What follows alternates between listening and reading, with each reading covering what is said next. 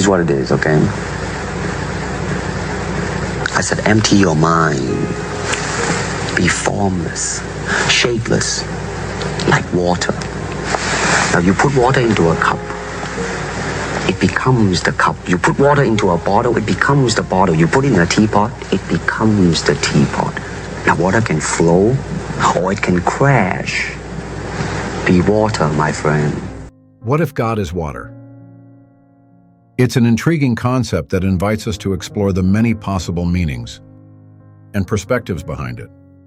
Water is undeniably a fundamental element of life on Earth. Without it, the existence of any form of life as we know it would be impossible. It sustains us, quenches our thirst, and is inherently connected to the planet's various ecosystems. In many religious and spiritual traditions, water holds a significant symbolic value. It is often associated with purification, cleansing, and rebirth. From Christian baptism to Hindu rituals in the Ganges River, water is believed to transform and bring spiritual renewal. If we consider the properties of water, we can find further connections to the concept of God. Water is fluid, adaptable, and can take on various forms. Similarly, different religious beliefs describe God as omnipotent, omnipresent and transcendent, a divine force that can embody various forms or manifestations. Water also has the capacity to sustain and nurture life. It nourishes plants and animals, providing an essential component for survival. In this sense, God as water could symbolize a sustaining force that nurtures and supports all living beings. Moreover, water is often associated with healing and restoration. The therapeutic properties of water have been recognized throughout human history. From ancient Roman bathhouses to modern-day hydrotherapy, water is believed to have the power to heal and restore the body, mind, and spirit. As such, perceiving God as water could represent a source of spiritual healing and rejuvenation. Another aspect of water is its ability to connect. Rivers, oceans, and lakes are natural conduits that link different regions and communities. In this sense, God as water could serve as a unifying force, bringing people together and transcending social, cultural, and geographical boundaries.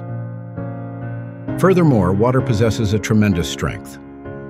It can carve mighty canyons, erode mountains, and shape the landscape over time. It is a reminder of the immense power that exists within nature. Viewing God as water could therefore convey the idea of a powerful and transformative force capable of shaping the very fabric of our reality. However, it's important to recognize that these interpretations are metaphoric, constructs, and personal beliefs.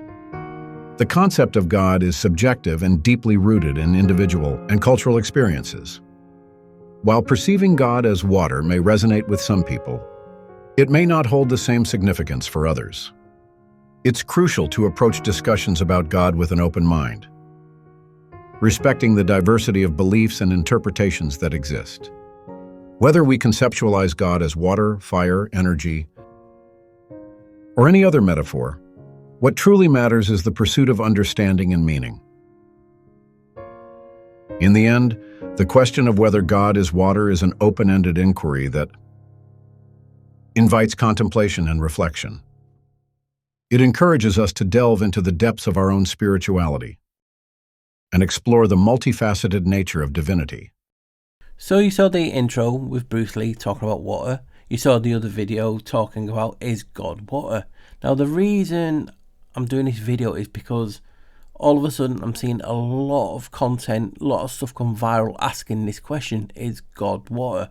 And we saw the clips saying different things, but that's not me.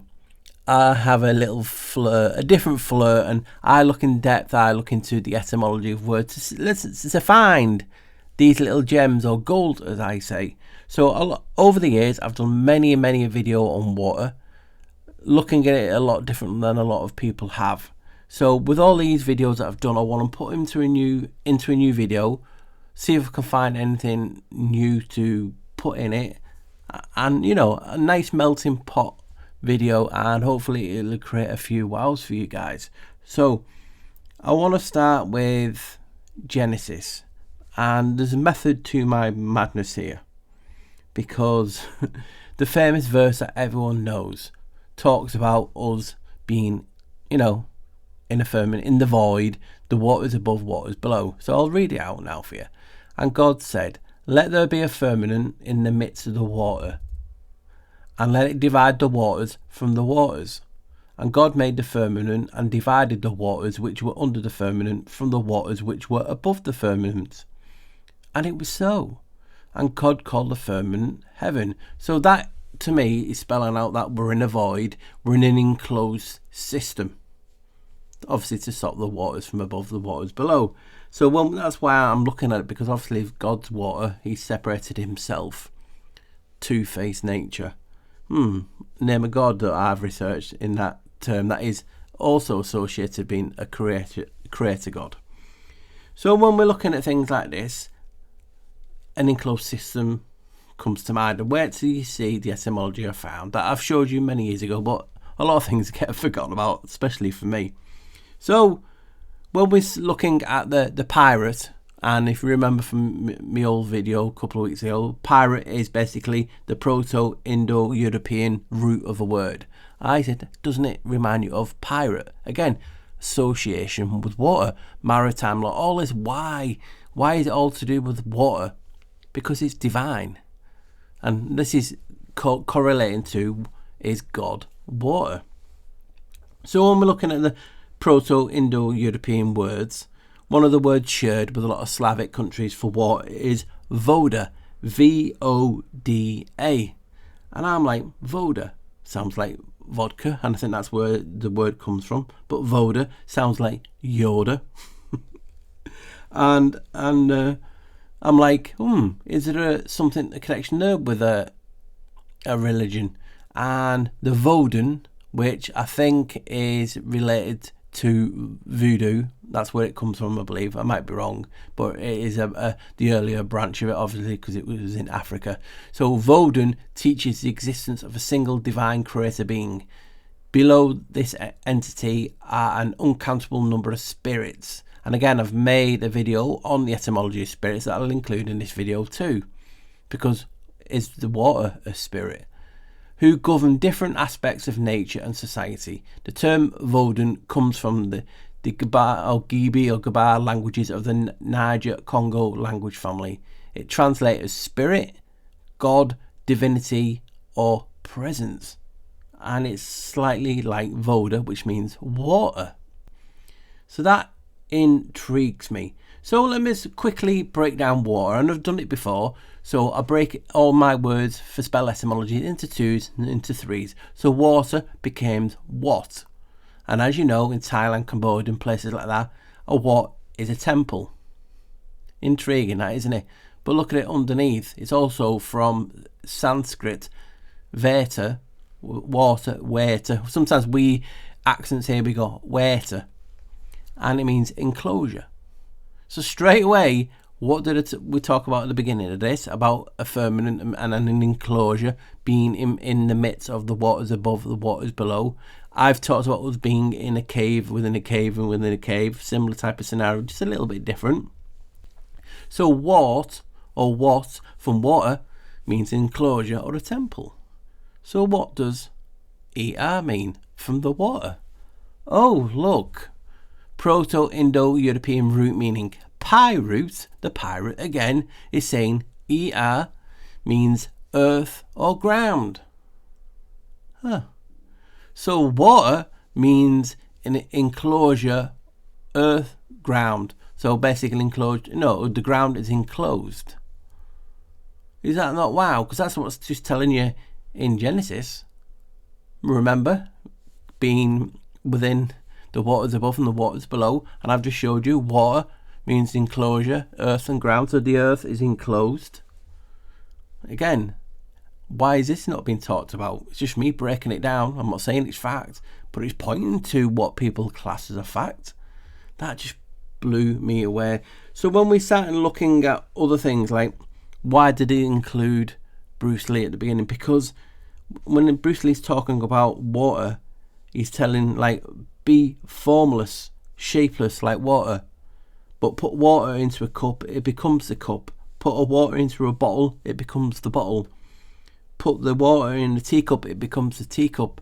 And that's showing you how water takes the shape, takes whatever it is poured into. And that's like God the same, like being divine. Like, why do we have different religions? Because the water has been put into a different vessel, different coloured vessel, different ethics, everything. We are unique. We look at things in our own unique perspective, and that changes everything, how we look at things. So if the divine has been put into a different type of vessel than something else, it will have a different outlook, a different religion, a different take on what God is.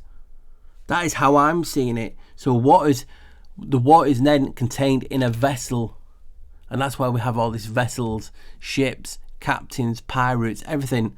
It seems to be all connected, and we're in an enclosed system. That's what water says.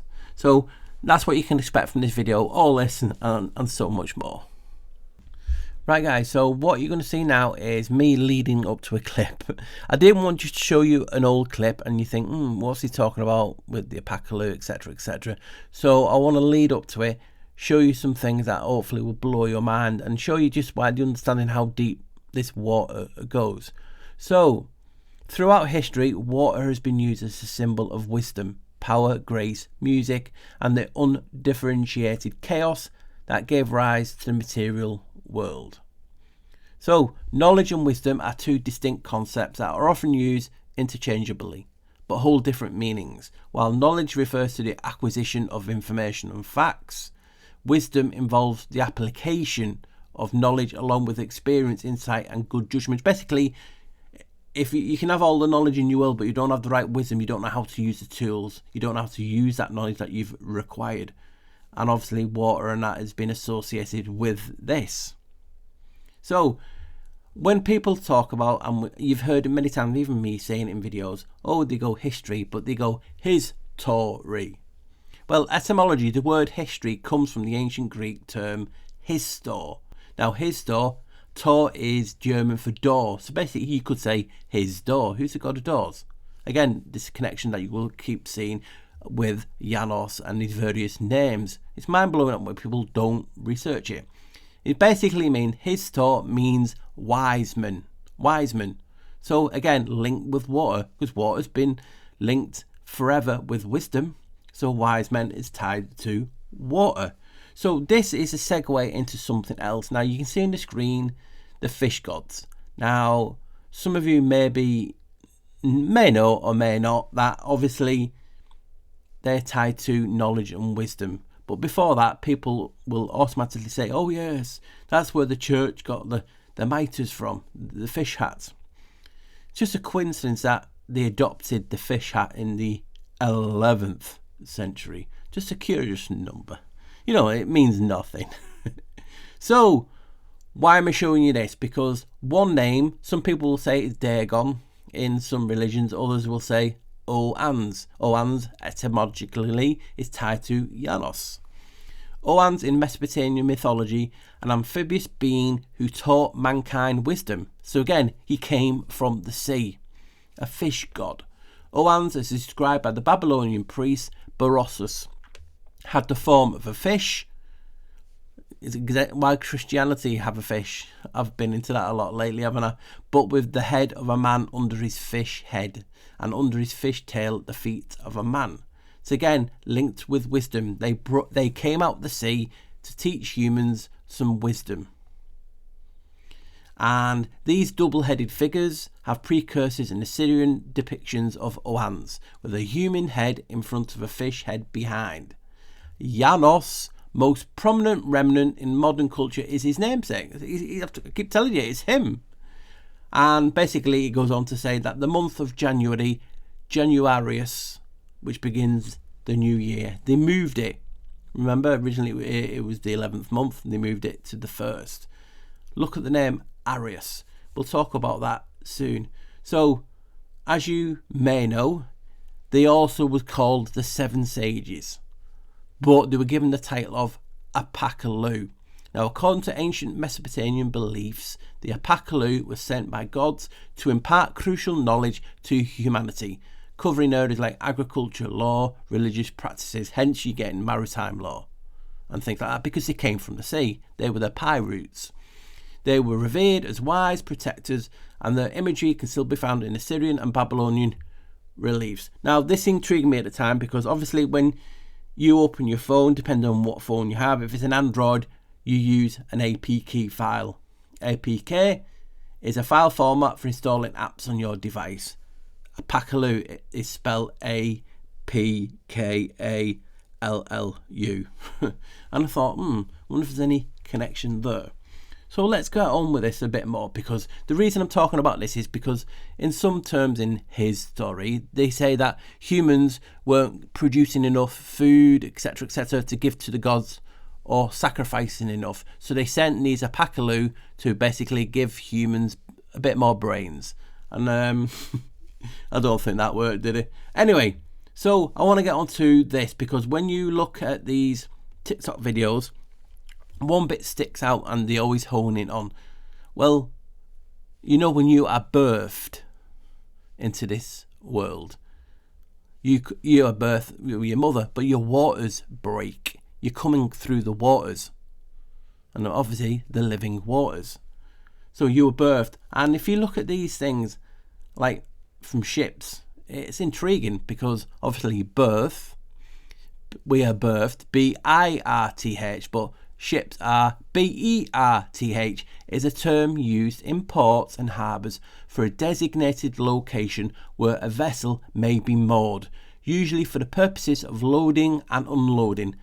Now, you get a birth certificate when you're born, and that tells you whether you have been unloaded. You've been unloaded, you birthed in that location. Now, you've heard me say it, you've heard a lot of people say, what do you call these bodies? We call these vessels. Berths are designated by the management of a facility, port authority, harbour master. Vessels are assigned to berths by these authorities. So when you are berthed, you are given a name for the vessel, just like a ship. And that follows you around. Look at a bit underneath. A vessel can be a ship, a container for holding liquids, or a tube that transport blood throughout your body.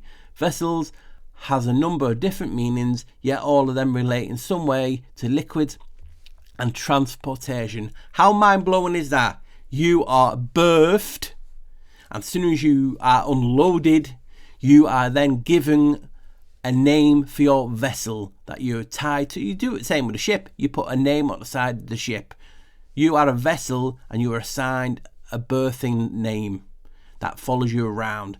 And we walk around in these vessels to hold the holy water, the living water, the blood inside. How crazy is that? And this is why I want to talk about these few things, because when you are birthed onto the ground, basically the earth. And it's funny that the first two letters of earth was again related to a god of the sea, known as Enki. Enki is a Sumerian god of the sea. It was later known as Ea. We'll ignore the fact that Odin, Enki, Janus, Enki is a god.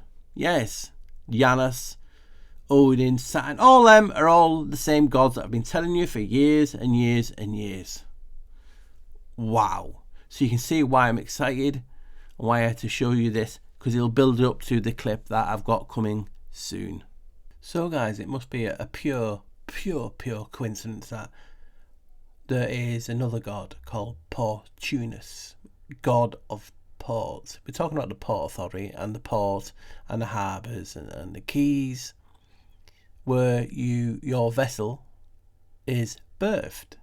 And you can read on the screen, Portunus appears to be closely related to the god Janus, with whom he shares many characters, functions and the symbol of the key. He too was represented as a two-headed being, with each being facing opposite directions on coins and as figures of ships. He was considered to be the Deus Portunum portarantic parasis.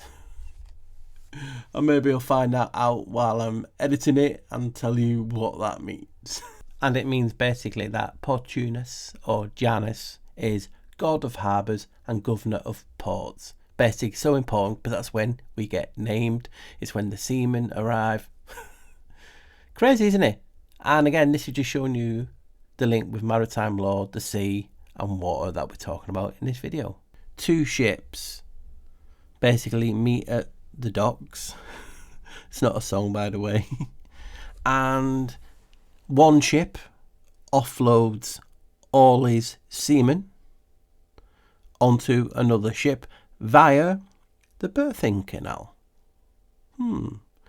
Then obviously the art of conceiving happens whilst at the dock, and why the harbour master is so important, like aka god Portunus, aka EA, the gods of the water, basically Janus. So guys, this is the higgledy-piggledy section where I'm just connecting with loads of different things, but it's all pertaining to wisdom on water and a certain god that I researched, because it's shouting you in your face. So when I was talking about Arius before, Arius is also linked to Ares, god of war. Janus is god of war also. But anyway, let's carry on with this. So Arius, as you can see, is the second part of Janus's name. You can see it on the screen. Basically, I'll go into it a little bit in a minute, but you have Arius, Ian basically. You have Januarius. You have Genuarius. All are derivatives of Janus's name. So what does the name with a G, Januarius, mean? You were a seeker of truth and wisdom. We're talking about wisdom in regards to water. So you can see the connection. The name Janarius is the equivalent of the Latin name Januarius. So it's showing you they're both the same. And the reason I'm showing you this in regards to the Arius and water is because, as you well know, some of you, well most of you, even more than me, Jesus was talking about him being the living water. And this is why I want to talk about it. Jesus answered and said to her, "Everyone who drinks of this water will thirst again. But whoever drinks of the water that I will give him shall never thirst. But the water that I will give him will become in him a well of water springing up to eternal life." And this is what we talked about before, about water becomes the cup. You know, so this is the scenario. What is this water Jesus is talking about? Is it just spirit? And again, we've got to put the spirit etymology in. What is it? Because we're mainly water, and I've still got that other clip that I wanted to show you. But this is where my mind works, so I do apologise if you don't get this. It's just how my brain works. So Arius automatically got me thinking of Aquarius, because aqua is water. So aqua and Aquarius is the month. But Jesus talked about this according to the webs. Jesus was the one who announced the age of Aquarius and said, "A man will meet you carrying an earthen pitcher of water. Follow him into the house where he goes in." Luke 22:10. So this is funny because obviously Jesus talks about the living waters, and he's announcing the age of Aquarius. And the age of Aquarius is often perceived as a period of social, technological and spiritual transformation and development. So like wisdom and age where enlightenment. It is predicted that the age of Aquarius will be a time when humanity will be more open to new ideas, innovations and global cooperation. So like we're talking about water, divine, knowledge, wisdom, etc. So as you know, Aquarius is Latin for, you know, as you can read there, Romanized hydrocus, Latin for water bearer. And that's always got me. So you astrologers out there who follow my channel, I want to know, who told everyone that Aquarius was an earth sign and not water? I know earth is signed to wisdom also and the mind, but everywhere you see he's carrying a picture. It's the water bearer. So who decided to make it an earth sign? Considering Janus is the god of the calendars, the calends. He stands over them. So, and he moved January to the 1st, from the 11th to the 1st. So we see all these correlations between it. So as you know, it is the sign for January, and February the 18th it goes up to the water bird, Aquarius. Jesus talks about it. Now, as you know, the new month named January was named after Janus. But January means pertaining to Janus. Arius means pertaining to. So Aquarius means pertaining to the water. So why is it talking about If you go from etymologically, you can see it right there. Aqua means water and Arius means pertaining to. So Aquarius, enlightenment, means pertaining to the water. Well, it's Janus' name. And Janus is connected to water also. As you can see, Inuarius, Januarius, or January is a month of Janus. And it can be abbreviated Ian. Ian is also means God is gracious. Christian, Christ, God. Janus, Ian is equivalent of, it's a derivative of Janus. And Aquarius was the 11th star sign, and he moved it to the 1st. And I've told you about this 11 in regards to Janus since forever, as you know. And just look, in the calendars of the Roman Republic, Inuarius had 29 days. What's 9 to 2, guys? Oh, yes, in 11. So you'll find this 11 everywhere, even though it's not significant. Janus is not significant, and people will tell you don't research it because it's nothing. I'm just showing you how important it is and the connections. As I was saying before, the etymology of Ian can be traced back to the Hebrew name Yochanan, meaning God is gracious. So it's significant, right? So this is where I want to show you the connection, obviously, with Janus, Aquarius, the water. Well, who else is associated with water but Noah? And you can read this out. I'll just get to the bit that matters, so you can pause it and read it. But it basically tells you that the inventor of wine, who's known as Janus, settled and died there. But his name is Noah Janus, or Janus Noah. So you can see the equivalent of Noah's Ark. Is it just a name, a derivative? Some aspects will tell you that Janus is a son of Noah. So they're talking about that. But if you look, his name is Janus Noah. We're talking about the ark. Janus is the god of arches. You can see it everywhere. So you can see the Janus, and the vine is Noah. Look at old pictures of Janus. He is holding a vine and grapes, and the key is a slam dunk. And even, I know this will be hard to read, but I can't enlarge it because it'll be too small. I'll read it out. Sadly, even Noah himself was deified after his death. He became known to the Romans as the god Janus, who presided over everything. They depicted him as having two faces, one which looked forward into the future and the other which looked backwards into the past before the flood. The imagery involved into him becoming the god of doors and gates, each of which has two sides. His image appeared on bronze and silver coins of the Roman Empire for 300 years. Ironically, the obverse of some of the coins depicted a great ship. He's known as the great shipbuilder, is Janus, same as Noah. So you can see the connection. Now go to modern times. What is the organisation? It's in charge of the atmosphere and the sea.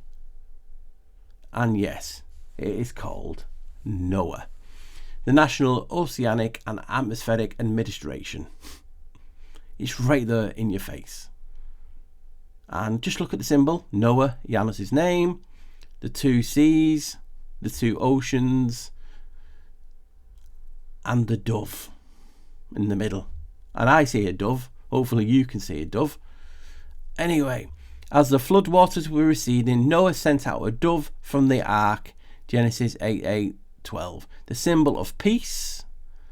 And what was that next bit? Sorry. One of the symbols of Janus. Again, another slam dunk. And on an occasion, the dove returned with an olive branch. Genesis 8:11. 8 of 2 ones is in 11. After the floodwater receded, Noah became a farmer and planted a vineyard. Again, associated with wine. Did Janus not in the inventor of wine with Noah being one in the same. Let's carry that on. So we have a dove and we have an olive branch mentioned. And the person, the character, the symbols, the key, the ship, the dove, the wreath of a possible olive branch or a vine, all equate the god Janus with the memory of the patriarch Noah. In time, God had become unknown to the pagan Greeks and Romans, so they unwittingly worshipped their ancestor Noah in the form of this benevolent idol. So you can see the correlation together. And you have Noah, who's in charge of the atmosphere and the seas and the dove. All are connected to Janus, which is connected to Janus, Aquarius, the water bearer, wisdom, and so on and so on. Sorry for this, but you can just see how much a mind blower it is when you see these connections and you're trying to put it into a video for you guys to understand. This section was just showing you the importance of wisdom, knowledge, water, and the connections with Janus and the number 11. Right guys, I want to go back to Aquarius symbol because some of you will be well aware because I've covered it in old videos and you're that smart, you know already. But when you look at the symbol for Aquarius, now again, why are they trying to say from ancient times that it's when even the symbol they use for Aquarius, not only is it a zigzag of the 11, but it's water, because you can trace it back to Phoenician, Egyptian and Hebrew letters and meanings for water. So you can see the early Hebrew sign there, and that is mem. Also you have meim, but it also represents physical existence. This is why the prefix is commonly used to mean from, because everything was created from the waters. And the blood in human body can add up to 80%. Therefore blood and water are both representations of the letter mem. So again, you can see blood and water, as I was talking about the vessels containing both liquid and blood. It's a mind blower. And again, other symbols used for water is mem, the Phoenician and Egyptian. Also, one of the uses is not just mem, it's called ma. And that is like your mother, ma. Ma also is another, I think it's Indian, I'm not quite sure if I remember, but ma is meaning water. It's crazy. So this little section is going to come to an end before I eventually show you that clip talking about, remember when they're talking about sheep and sheep, how can sheep be, why are we called sheep? Because we're water. Well, how's water connected to sheep? Well, I'm going to show you that now, but I'm going to finish with this. Can you notice anything about the Aquarius symbol and an image of Janus? It's like they're one and the same. So that's what I wanted to show you. You can see the water in front of him actually laid out like the Aquarius symbol. They're showing you. Not only is he in charge of the zodiac and the calends and that month of Aquarius, it's right there in front of your face. So now that clip I took a while to show you, and it's mind blowing because it contains a bit about the Apakalu and then goes on to what I'm talking about, sheep and water. Right guys, what I'm going to show you now is more spiritual in essence. It's not about UFOs, USOs or submarines. It's more spiritual, and you'll see why. And if I'm not doing my job right in the sense of making content that you guys can see my perspectives on things, this just absolutely made my mouth drop and go wow. And it's huge. But because it's little old me is going to say it, it gets ignored by the masses. Apart from you flockers, and you'll see why I'm laughing to myself when I'm saying flockers, because as you can see on the screen, there's a Bible verse there, and I could use loads. But isn't it funny that this one in particular talks about us being sheep? You are my sheep. The object, you are my sheep, the sheep of my pasture, and I am your God. Ezekiel 34:31. Oh, let's add that. 3 and 4, 7, 7 and 3 is 10, and 1 is 11. Wow. Another use of the number 11. And this is talking about we, or you are the sheep. It's saying you are the sheep of my pasture. I am your God.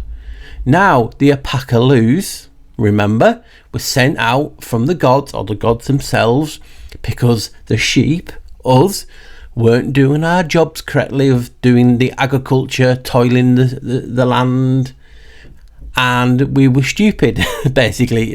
We weren't learning. We didn't get the so-called deal. We were put here to give them sacrifices and food. We are the sheep. Right? We can all agree on that. But what I found, it's like, really, did I find this? It just blew me away. So, we're talking about water, correct? And the water covers majority of this realm, 70 odd %. And these gods, these Apocalypse, came from the water. So they are water themselves. I've done many videos on memories and atmospheric memory. If you've not saw that, guys, and you're new to the channel, just scroll down and look for atmospheric memory, about memories in the sky, which is basically the oceans above. So this video is talking about water, something in the water. Well, these Apocalypse are supposedly these wise people were sent from the oceans. They appeared from the oceans. Now, look at the word water. W-A-T-E-R. Water. Now, I saw this and thought, you know what? I'm going to anagram it. So I anagram water. And near enough the top word I got was Ewart. E-W-A-R-T. Now, what you might think is, so what? Wait till you hear the definition of what this is. And if this doesn't make you go,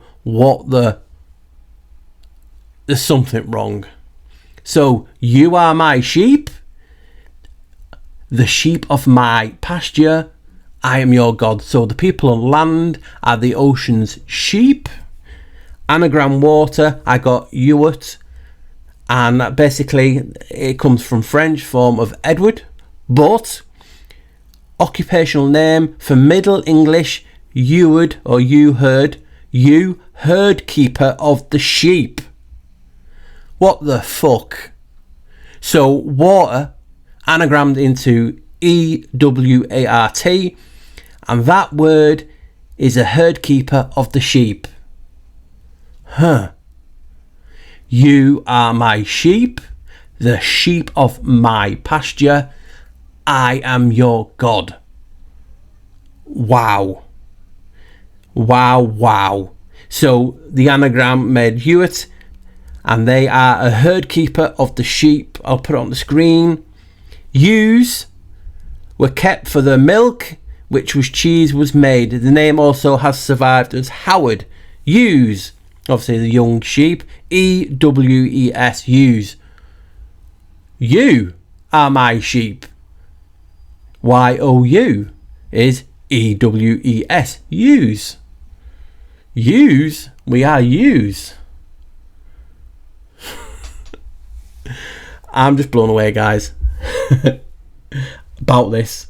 The anagram of water talks about how they are herd keepers of the sheep. Wow. That just blew me away, and that to me is so significant and in your face. See what you think about that, because I'm so excited. I'm bouncing all over the place here. Well, what I've just found. Wow. So guys, obviously we're talking about water, and it just got me thinking. I started to think of what else could I find that's intriguing me. So I started to think of water, and I naturally came to tides. An analogy of tides is linked to religion. It's like faith. Sometimes you will have it, and sometimes it will recede and you'll lose faith, whether it's in a person, a god, a situation, but it comes and goes. And it can be influenced by outside sources, but as you can see, a tide comes in and out. And I was just looking at that in regard to faith and religion, and then I came to it and thought, you know what, I'll just do what I normally do. Let's anagram it. So I anagrammed tides. So Tides, tides. And I was shocked. Again, like the sheep herder, this is crazy. It really is crazy. And it's tied to religion and, well, of sorts. So it's spelt deist or deist or deist. That's D-E-I-S-T. So tides anagrammed into D-E-I-S-T, deist. And definition of deist, if you type it in, is a person who believes that God created the universe and then abandoned it and left it to run itself. And people of three thinkers, types of non-religious people, a person who does not manifest devotion to a deity. So they are what a deist is. Right guys, I had to include this. I thought I would finish with this little section, but I couldn't help myself. So when I was editing it and putting the old video that you just saw about the sheep and the water and the deist, this was at the end of that, so I have to put it in. Now we talked about NOAA, the organisation, and we talked about NATO, and what you can see on the screen is basically what they are using for a standardised acoustic protocol for undersea systems. So we talked about NOAA in regards to the water, God about being water, and Janus being water, and they've decided they could have picked any name out there for water for their equipment, and they decided, yeah, you know what, we're gonna call it Janus. And you can just see the article that I've got it from, and I'm gonna read a little bit of the fluff pieces from the technical stuff, and you're gonna be mind blown. So here it is, and you can see Janus, and look what they use next. Janus, the Genesis, propagation and the use of an underwater standard, and they're the people that's involved. NATO, you can see that, and Department of Information Engineering. But this section is just what I wanted to read out. So Janus is a robust signalling method for public underwater communications. It has been developed at the NATO Undersea Research Centre with the collaboration of academia, industry and government. The performance of Janus is evaluated between fixed and mobile nodes over a distance up to 11 kilometers. Come on guys, you know how much and how long I've looked into 11 and its connection with Janus, and these nodes for sound and different things under the ocean are fixed and work over a distance of 11 kilometers at a time. Come on. The packet and bit error rates are computed as functions on signaling to the noise ratios, and time spreads over periods extending from hours to months. Signaling correlation times are computed for a time varying acoustic channel. Long-term field experiments starting in 2008 and 2009, again another 11, have helped qualify the robustness of Janus during the severe environmental conditions that adversely affect acoustic energy propagation. So you can just see why I had to include it, because I'm just talking about water, I'm talking about God, I'm talking about Janus, and these are using it. How wow is that? So as I'm just doing this video, I talked about this a long time ago in one of my, I think it might be me atmospheric memory videos or something like that. I have talked about this briefly, but this will blow your mind. So you've had Jesus / God talk about I am the living waters. I've showed you that, you can remember that. But even his name, if you want to even break it down even further, means water. And I want to show you how. So take a look at this at the screen, and this is just from an old video, and this is one of the oldest names I could find for Janus, and obviously the multiple gods that come under his banner. The first king of Sumeria was also the first god of Sumeria.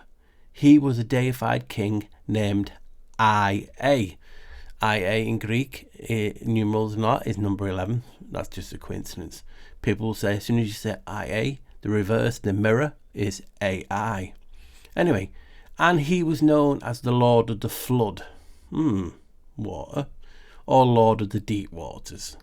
The name IA served as the basis of god names for many other cultures, including but not limited to Yah, Iha, Yahweh, Yoveh, Jehovah, Allah, Janus, Ionis, Uranus, and Oans. So you can just say, yeah, you can see on the screen, IA. Now, what did God call himself when he spoke to Moses? Right? I'll give you a few seconds. Most of you will know. But Moses asked God, basically they were talking, burning bush, all that great stuff, and God said to him, I am who I am. That's a short version, but basically said, if you want to tell people who I am, say I am sent you. So a name was used as I am. Did I not just show you that the first king and god of Sumeria was IA? But there's an M missing. Right, so what have we seen in this video so far? What letter is missing? Oh yes, an M. The letter M derived from Egyptian, the Phoenician, and a few other languages, mem, meaning water. And you can quickly see a little bit on the screen now.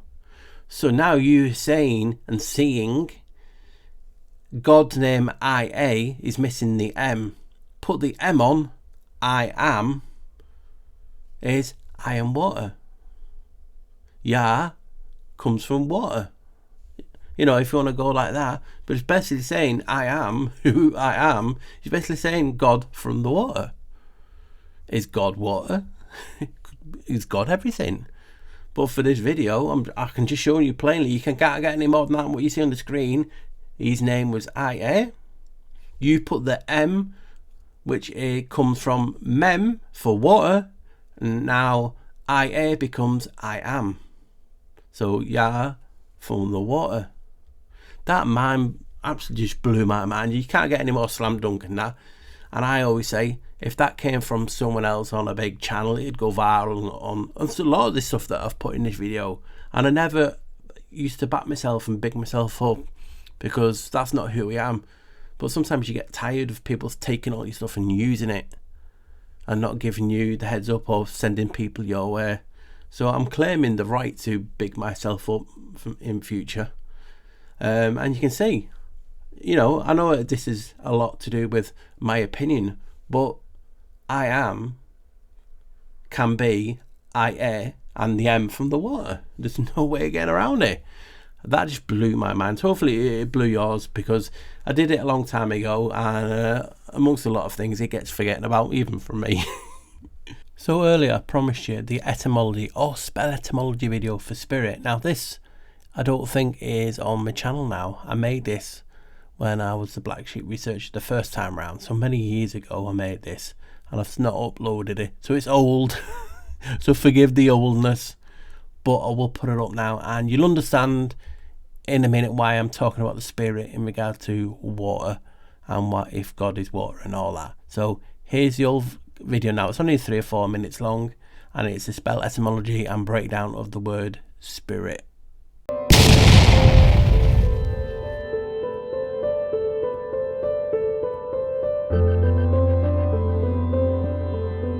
So today's word is spirit.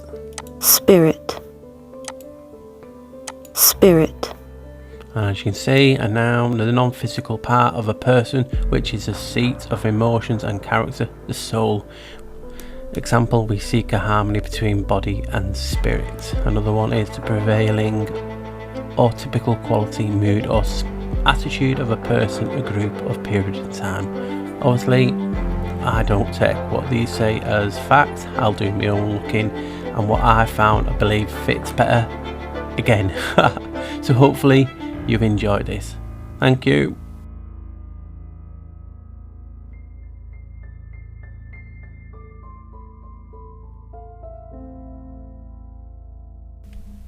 As you can see, the root for spire or spear, S-P-I-R, is breath or breathe without the E.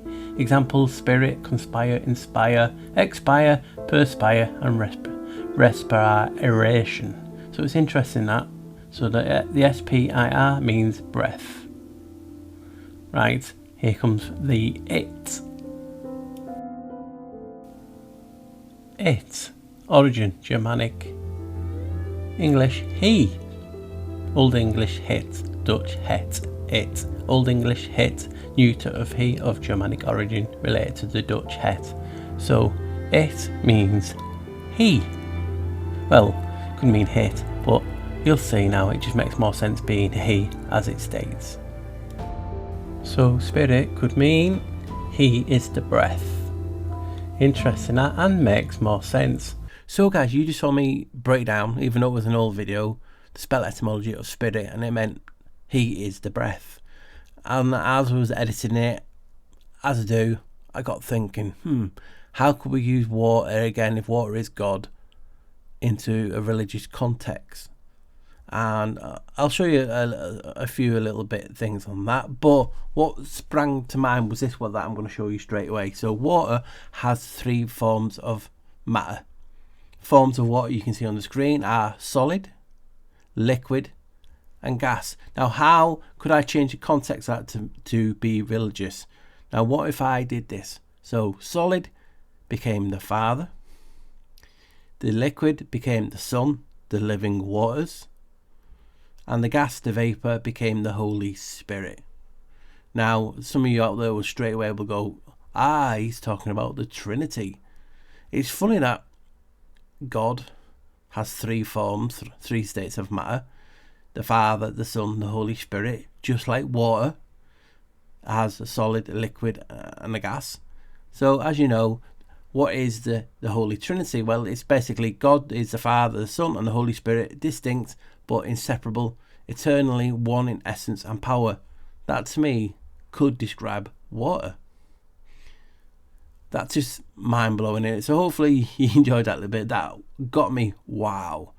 The Holy Trinity, 3 states of matter of water, one in the same. So guys, I'm going to read this bit out and then I'm going to break it down and show you basically what crazy stuff goes on in this head, and just show you the link between everything we've been talking about: ships, water, Janus, etc., all that. And hopefully, like always, I hope your mind gets blown and you want to look into this a bit further.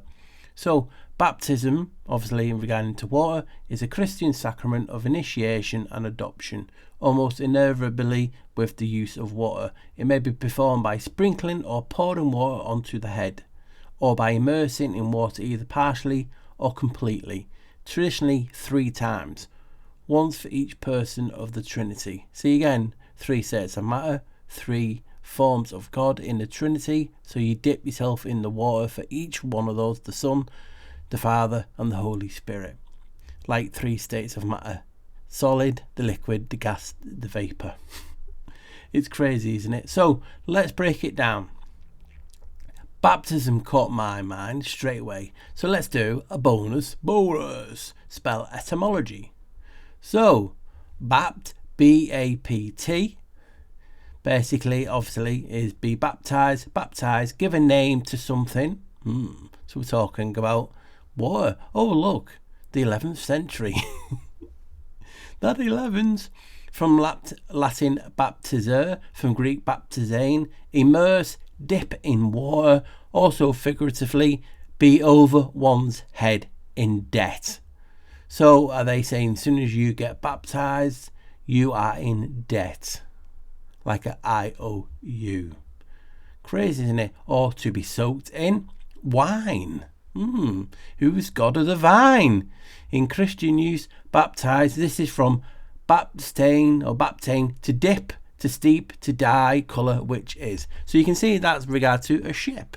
And sheep, because sheep and ship were etymologically connected, if I remember, back in the day. That is crazy, isn't it? So ism. The etymology of ism traces back to ancient languages, primarily Greek and Latin. The Greek ismos and the Latin ismus contributed to its formation, indicating a system or doctrine Over time, ism has been adopted into various languages, retaining its core meaning of denoting a specific ideology of practice. So you can just see the intriguing nature of baptism then. But again, the use of doctrine is a system of doctrines, beliefs. But look at this at the bottom. You can also have a doctrine is a set of one or more types of ship. Wow. With predestined fits that complement each other, increasingly the overall effectiveness of a fleet and its chances of winning fights and achieving other goals. That just blew me away. So then if you want to look at doctrine and break that down, dock, yes, a ship dock. But if you actually want to go to the proper word, DOC, instead of DOCK, a document of compliance. The DOC is a certificate issued to a shipping company which complies with the requirements of the ISM code. Baptism. ISM is basically an ideology. And the DOC is a document issued to a shipping company which complies with the requirements of the ISM code, the ISM code. The doc confirms that the type of ships which may be operated by the company, e.g. container ships, oil tanker safety management certificate. And again, trin as doctrine means threefold or triple, like the states of matter, like the trinity, or relating to or being the favourable astrological aspect of two celestial bodies 120 degrees apart, so threefold. Also, doc could mean to learn, to teach. Wow. That's actually just blown my mind just thinking about it. So as you can then see, so the baptism, you saw that. Christian, Christ in, Christ God, is a sacrament or initiation. Janus, or Janus, whatever you want to call him, was known as, what was that say, guys? What was that? The initiator. He's a god of initiations. He's known as the initiator of human life, transformations between stages of life and shifts from one historical era to another. Ancient Romans believe Janus ruled over life events such as weddings, births and deaths. He oversees seasonal events such as planting, harvest, seasonal changes and the new year, amongst many other things. Are you seeing a pattern here now? Or why I research Janus? Because if you type it in, what's Janus, it basically got a beginning and that's it, and you get insignificant. But type in other stuff, you can get gems like this. So baptism is a Christian sacrament of initiation. Who's the god of the initiator? Janus. Who is a god of water also? Janus. Who's a god of stages and changing seasons and things like this? Janus. I can go on and on, but I just thought I want to put this little section in just to show you, obviously, with water and how in the Christian faith you get baptized, and you just saw the links to ships and to water and to God. Crazy. My mind's blown. So we're just talking about the Trinity and whether you think it's good or bad, evil and good. I still have to show it because it's relevant and it just shows people are talking about it. So what you're seeing on the screen here is a medieval depiction of Janus. So let's just scroll down or move down and tell me what, shouts out to you. In here they're calling him the Trinity of Absolute Evil. From a French miniature, Janus, the genius, the gen, remember, gen, or personification of time by a figure in French. This is basically just by a figure. French manuscript in the Bible, Royal History, Saint Gaul, Graal. And if you just scroll up, manifestation of the Trinity. So as you can see, again, I've just mentioned the Trinity and all that links with baptism to Janus, and I'm just showing you that some people are talking about Janus as the Trinity there. So an intriguing thing for you guys that like numbers. Again, I've mentioned this in old videos, but it still blows me mind when I came across it and I look into it and I'm doing the video asking that question that's gone viral, is God water? And you see this. Water is named in the Bible 722 times. Perhaps it is no accident that water is the only symbol shared by all world religions. Why would it be shared? Because could God be the three states? Could God be water?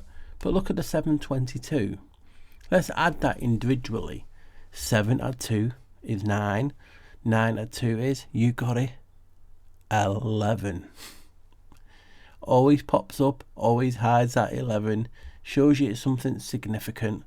And again, water is named 722 times, which is an 11 in the Bible. And water is the only symbol shared by all world religions. Right guys, there's no thoughts today because I wanted the video to speak for itself. And hopefully you can see that. I know it is a hot topic and people may or may not agree and want to disagree with everything that's shown. I just show you what I found and what my connections are. They're not going to be the same as your connections. So if you appreciate it and like the content, please like, comment, subscribe and share. If you want to go a little bit further and help me in the channel, you appreciate the hard work I put in, you can buy me a bar, which is buy me a coffee. The QR code is on the screen now. The link will be in the description. So I want to finish with what basically they say the search engine, the internet says, is the etymology of God. And I want you smart people out there to tell me what you see on how it connects to water. So this form within the late Proto-Indo-European, remember the Pi root, itself was possibly ambiguous and thought to derive from the root Ghew, Ghew, meaning to pour, to libate. Come on. So the root, the Pi root of God derived from a root meaning to pour. Tell me what you pour. Do you not pour liquid or water through a cup, or basically like the Aquarius to hold in water? Wow. And if you carry on, libate means to pour out a liquid like these vessels, especially wine or the blood, in honor of a deity. Slam dunk. Who was always the god of the vine? Who did I show you had the vine before? Janus. So let's carry on with the etymology. It means the idea survives in the Dutch verb gieten, meaning to pour. Sanskrit huta, or from root gore, to call, to invoke. And Sanskrit huta. Come on guys, you just saw then them saying the etymology could come from Dutch gieten, meaning to pour. Wow. So you got all this on water, and then you have the etymology of God meaning to pour. Now personally, I've always been under the impression God wouldn't need a name, and we have to label things in this reality to keep it here. But that's just me. But for the sake of the video, I've showed you all the connections with water, and I wanted to finish with, etymology of God means to pour. What do you pour? But water. And wine. Stay safe guys, always wear a smile, and I'll see you next time.